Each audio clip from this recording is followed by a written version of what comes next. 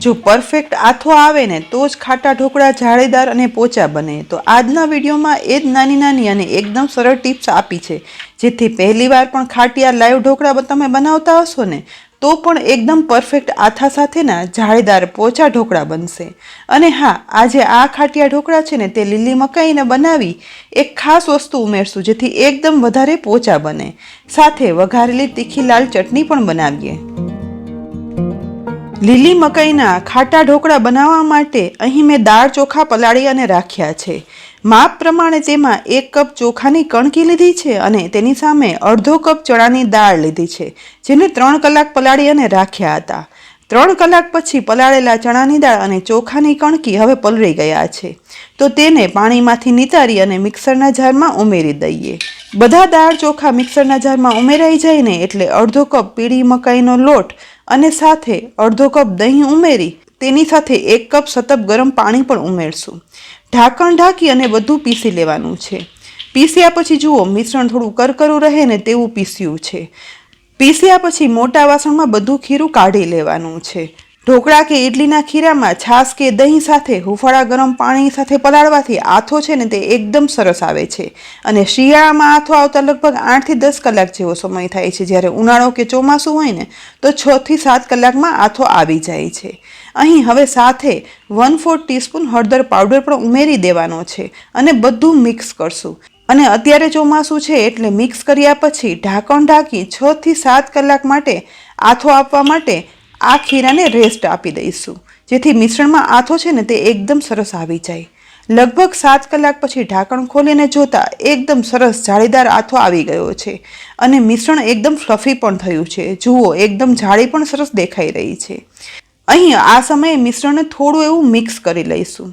ત્યાર પછી આજે આપણે લીલી મકાઈના ખાટા ઢોકળા બનાવીએ છીએ, એટલે એક કાચી અમેરિકન મકાઈ લઈ અને તેના ચપ્પુ વડે દાણા કાઢી લઈશું. ચપ્પુ વડે નહીં તો તેનું મશીન આવે છે, તેનાથી ઇઝીલી દાણા નીકળી જાય છે. આ લીલી મકાઈના દાણાને મિક્સરના જારમાં હવે ઉમેરી દઈએ અને તેની સાથે 2 તીખા લીલા મરચાં અને 5 થી 6 કળી લસણ ઉમેરી ઢાંકણ ઢાંકી અને બધું પીસી લેવાનું છે. પીસેલા મિશ્રણને હવે ઢોકળાના આથા આવેલા મિશ્રણમાં ઉમેરી દેવાનું.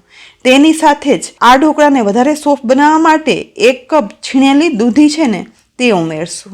સાથે 3/4 ટીસ્પૂન સિંધાલું મીઠું અને 1/4 ટીસ્પૂન બેકિંગ સોડા ઉમેરી બધું મિક્સ કરી લેવાનું છે. ખાટા ઢોકળા કે હાંડવામાં દૂધીનું ખમણ ઉમેરવાથી હાંડવો કે ઢોકળા છે ને તે બન્યા પછી એકદમ રૂ જેવા પોચા સોફ્ટ બને છે. બેકિંગ સોડા મિક્સ કરવાથી મિશ્રણ એકદમ ફ્લફી થઈ જાય છે. બધું મિક્સ થઈ ગયા પછી હવે ઇડલી ઢોકળાનું સ્ટીમરની ડીશમાં સહેજ એવું તેલ ઉમેરી અને લગાડી લઈશું. આખી ડીશમાં તેલ લગાડ્યા પછી ઢોકળાનું મિશ્રણ છે ને તે થોડું એવું લગભગ 4 થી 5 મોટા ચમચા જેટલું આ ડીશમાં મિશ્રણ ઉમેરી દઈશું. હવે ડીશને થપથપાવી બધું મિશ્રણ સેટ કરી લેવાનું છે.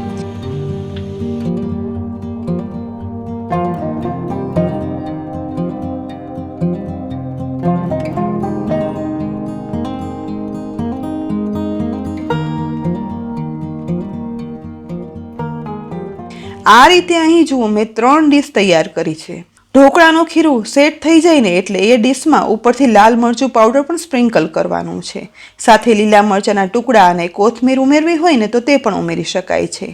તૈયાર થયેલી 3 ડીશને સૌથી પહેલાં સ્ટેન્ડમાં એક પછી એક આ રીતે ગોઠવી દઈશું.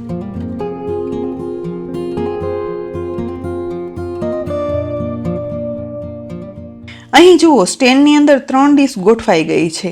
તો આખા સ્ટેન્ડને ગેસની મીડિયમ ફ્લેમ પર પાણી ઉમેરી અને ગરમ થતા ઇડલી ઢોકળાના સ્ટેન્ડમાં ઢોકળાનું ખીરું સેટ કરેલી ડીશવાળું સ્ટેન્ડ છે ને તે ગોઠવી દેવાનું છે. ગેસની મીડિયમ ફ્લેમ પર ઢાંકણ ઢાંકી અને 20 મિનિટ માટે આ સ્ટીમરમાં ઢોકળા સ્ટીમ થવા દઈશું. ઢોકળા સ્ટીમ થાય છે ને એ દરમિયાન બહાર મળતી ઢોકળા હાંડવા સાથે ખવાતી તીખી લસણની લાલ ચટણી બનાવીએ, જેના માટે મેં અહીં કાઠિયાવાડી લસણની સૂકી ચટણી લીધી છે. આ ચટણી બનાવવા માટે લસણ અને લાલ મરચું પાવડર મિક્સ કરી અને પીસી લેવાના છે. આ બનેલી આ સૂકી ચટણી છે ને તે 1 મહિના સુધી ફ્રીજમાં સારી રહે છે. અહીં 1 ટેબલસ્પૂન જેટલી આ ચટણી લીધા પછી તેમાં વધારે અડધી ટીસ્પૂન કાશ્મીરી લાલ મરચું પાવડર, અડધી ટીસ્પૂન ધાણા જીરું પાવડર, 1/4 ટીસ્પૂન મીઠું ઉમેરી થોડું એવું પાણી ઉમેરી ચમચી વડે બધું મિક્સ કરી અને લચકા જેવું મિશ્રણ તૈયાર કરી લેવાનું છે. હવે તૈયાર થયેલા મિશ્રણમાં થોડી એવી સમારેલી કોથમીર પણ ઉમેરશું અને આ ચટણી બહાર જેવી વઘારેલી બનાવવા માટે ગેસની લો ફ્લેમ પર વઘારિયામાં 5 ટેબલસ્પૂન જેટલું તેલ ઉમેરી ગરમ થવા દઈશું. અહીં વઘાર માટે સિંગ તેલનો જ ઉપયોગ કરવાનો છે. ગરમ થતા તેલમાં 1/4 ટીસ્પૂન હિંગ ઉમેરી આ ગરમ થયેલા વઘારને તુરંત જ લાલ ચટણીમાં ઉમેરી દઈશું અને મિક્સ કરશું, જેથી વઘાર છે તે ચટણીમાં ભળી જાય અને ચટણી સતળાઈ જાય. અને બહાર મળે ને તેવી જ ઇડલી ઢોકળા સાથે ખવાતી લસણની લાલ ચટણી બની અને તૈયાર થઈ જાય. અહીં જુઓ, બધું મિક્સ કરતાં લાલ ચટણી બની અને તૈયાર થઈ ગઈ છે. આ ચટણી બનાવીને એ દરમિયાન 20 મિનિટ પછી એકદમ સરસ સુગંધ સાથે ખાટા ઢોકળા બનીને તૈયાર થઈ ગયા છે. સ્ટીમ થતા ઢોકળાના સ્ટેન્ડનું હવે ઢાંકણ પણ ખોલીશું. તેમાંથી તૈયાર થયેલા ઢોકળાની ડીશનું સ્ટેન્ડ બહાર કાઢી લઈએ અને આ સ્ટેન્ડમાંથી એક પછી એક ડીશ પણ અલગ કરી દઈશું. એકદમ સરસ સુગંધ સાથેના એકદમ ફ્લફી આ લીલી મકાઈના ખાટા ઢોકળા બની અને તૈયાર થયા છે. આ ઢોકળામાં આપણે તુરંત જ કટ નહીં લગાવીએ, પણ તો 5 મિનિટ એમનેમ જ રાખશું, જેથી ઢોકળામાંથી વરાળ છે ને તે નીકળી જાય. લગભગ 5 મિનિટ પછી હવે બધી વરાળ નીકળી ગઈ છે.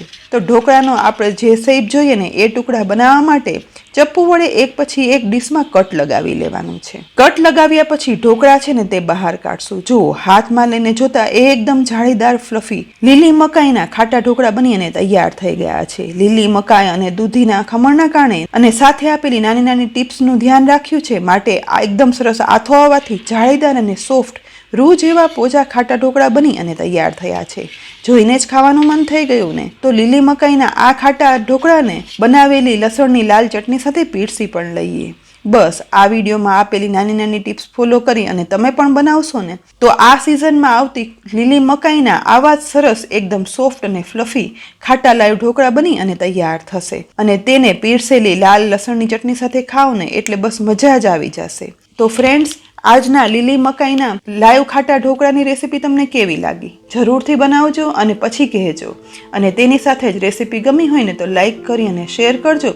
સાથે જ અમારી કિચન સિરીઝ યુટ્યુબ ચેનલને સબસ્ક્રાઇબ કરી અમારા ફેસબુક પેજને લાઈક કરી અને ફોલો કરજો, જેથી આવી અનેક ઉપયોગી રેસીપીના અપડેટ્સ તમને તુરંત જ મળે. ફરી મળશું ઉપયોગી રેસીપી સાથે. ત્યાં સુધી આવજો.